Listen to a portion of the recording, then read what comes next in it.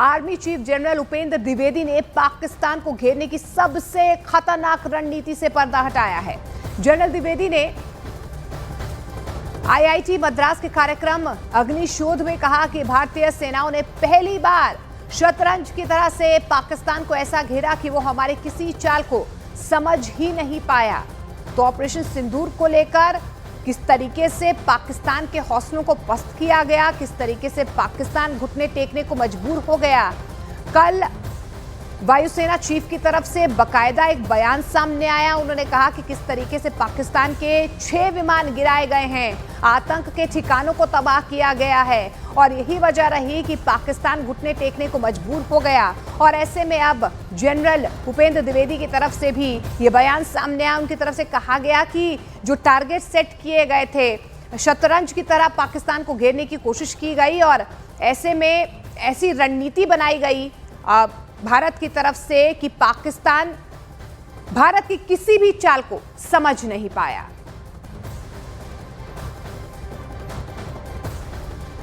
This is the time that our ground forces were actually playing chess. How many were going forward? How many were staying back? How many were moving somewhere else? So this kind of a chess move was there. So in this chessboard of 64, something was visible, something was not visible. General Upendra Dwivedi ने साफ कहा कि यह शायद पहली बार था कि रक्षा मंत्री ने तीनों सेनाओं के प्रमुखों से सीधे शब्दों में कह दिया था कि बस अब बहुत हुआ। जनरल द्विवेदी के मुताबिक सेनाओं को दुश्मन के खिलाफ किसी भी तरह का एक्शन लेने की खुली छूट दी गई थी। जनरल द्विवेदी ने सेनाओं को छूट देने के लिए राजनीतिक नेतृत्व का आभार भी जताया। And this is the first time which RM has also said, I think enough is enough, and all the three chiefs were very clear, something has to be done. And the free hand was given, of course, that you decide what is to be done. And that is the kind of a confidence with the political directions and political clarity for the first time we saw. And that's what made a difference, because we want to do a lot, but that kind of hand holding and kind of free, no terms of restrictions, if I can say that.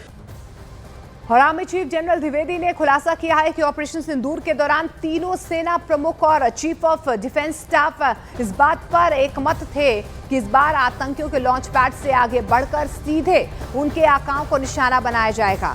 हमने यही किया और आतंकियों को तैयार करने वाले अड्डों और उनके आकाओं यानी कि पाकिस्तानी सेना के ठिकानों पर सीधा हमला किया गया। जनरल द्विवेदी के मुताबिक पाकिस्तान ने सपने में भी नहीं सोचा होगा कि भारत इस तरह से सीधे उसके दिल पर हमला कर देगा। This was the first time we hit the heartland, and of course our target was the nursery and the masters.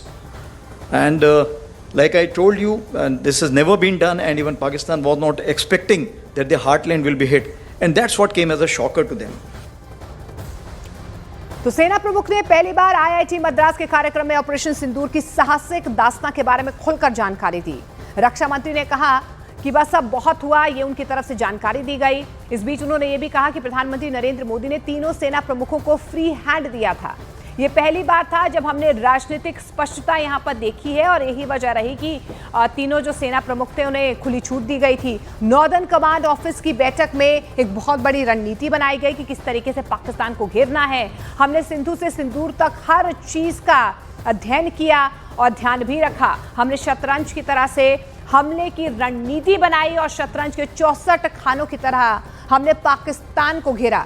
इसके अलावा उन्होंने ये भी कहा कि उरी के बाद हमने लॉन्च पैड पर हमला किया था, बालाकोट के बाद हमने ट्रेनिंग कैंप्स पर हमला किया था, पहलगाम के बाद पाकिस्तान की मुख्य जमीन को निशाना बनाया गया। इसके अलावा उन्होंने ये भी कहा कि आतंक की नर्सरी और उसके मास्टर निशाने पर थे और यही वजह रही कि 100% प्रिसिशन के साथ जो है अटैक किया गया। हमने पहली बार आतंक के हार्टलैंड पर हमला किया। ऑपरेशन सिंदूर की रणनीति अब भारत के लिए न्यू नॉर्मल है। और इससे पहले शनिवार को वायुसेना प्रमुख air chief marshal AP Singh ने ऑपरेशन सिंदूर के दौरान पाकिस्तान के 6 एयरक्राफ्ट को मार गिराने की बात कही थी। वायुसेना प्रमुख के मुताबिक एयर डिफेंस सिस्टम S-400 ने ऐसा कमाल किया कि पाकिस्तान के 5 फाइटर जेट और एक जासूसी विमान ढेर हो गए थे। इतना ही नहीं, वायुसेना प्रमुख ने सबूतों को दुनिया के सामने रखा था कि ऑपरेशन सिंदूर में पाकिस्तान, मुरीदकी और बेलावरपुर एयरबेस बुरी तरह से बर्बाद हो गए थे। that it was, more of a high-tech war which was fought. In about 88, 90 hours of war, we were able to achieve, so much of damage to their system that it was very clear in their mind that in this current situation, if they continue, they are going to continue paying for it more and more. So they have come forward and sent a message again through DGMO कि हम बात करना चाहते हैं, and which was accepted from our side. And when I say our side, it's not just the Air Force, it's the joint decision that was taken, and it was taken even at the highest level. अब आपको बताते हैं कि वायुसेना chief ने operation सिंदूर को लेकर क्या कुछ कहा। उन्होंने कहा कि हमने पाकिस्तान के 5 फाइटर जेट मार गिराए हैं, पाकिस्तान का एक जासूसी विमान मार गिराया गया है। इसके अलावा उन्होंने ये भी जानकारी दी कि ऑपरेशन सिंदूर में S-400 गेम चेंजर साबित हुआ है। पाकिस्तान लंबी दूरी के हथियार इस्तेमाल नहीं कर पाया, भारत के खिलाफ उन्हें हवा में ही मार गिराया गया। पाकिस्तान हमारे एयर डिफेंस सिस्टम को भेद नहीं पाया, हम पर कोई प्रतिबंध नहीं था, हमें खुली छूट दी गई थी, ये भी उनकी तरफ से कहा गया। ऑपरेशन सिंदूर में पाकिस्तान को भारी नुकसान हुआ है। पाकिस्तानी डीजीएमओ ने बातचीत की पेशकश की थी और हमने पाकिस्तान में 9 आतंकी ठिकानों को तबाह किया। मुरीद के और बेलावरपुर जैसे एयरबेस को ध्वस्त किया गया। लेकिन इस बीच आज एयर डिफेंस मार्शल ने जिस तरीके से, आपको बता दें कि कल उनकी तरफ से बाकायदा एक बयान सामने आया, एयर चीफ मार्शल ने S-400 की जमकर तारीफ भी की। अब आपको बता देते हैं कि S-400 डिफेंस सिस्टम आपको बताते हैं कि किस तरीके से काम करता है और किस तरीके से कल जो सुरक्षा कवच था, किस तरीके से उसने तमाम जो जेट्स थे उन्हें तबाह किया। ना सिर्फ पाकिस्तान का जो हमला था उसे भी हवा में ही बेसुध किया गया। Air defence system S-400 Bharat का ये एयर डिफेंस सिस्टम है, गेम चेंजर साबित हुआ है S-400। एयर चीफ मार्शल की तरफ से कल ये जानकारी दी गई। इसके अलावा उन्होंने ये भी कहा कि पाकिस्तान के हमलों को हवा में ही रोक दिया गया, वहीं पर मार दिया गया। पाकिस्तान कोई भी अपने हथियारों का इस्तेमाल नहीं कर पाए, यानी कि जो दूरी वाले, जो पाकिस्तान के हमले वाले जो भी हथियार थे वो पाकिस्तान इस्तेमाल नहीं कर पाए, क्योंकि हवा में ही S-400 ने उन्हें रोक दिया। Apart from these, the SAGW systems, mostly from, I'm talking about fighter aircraft are from S-400. We have at least 5 fighters confirmed killed and 1 large aircraft, which could be either an Elint aircraft or an AWNC aircraft, which was taken on at a distance of about 300 kilometers. This is the actually largest ever recorded surface to air kill that we can talk about. And so this plan was discussed. Even the escalation metrics were made and discussed as to where can it lead to, what can happen, and if this happens, what is going to be our response. So it was a nicely planned out effort.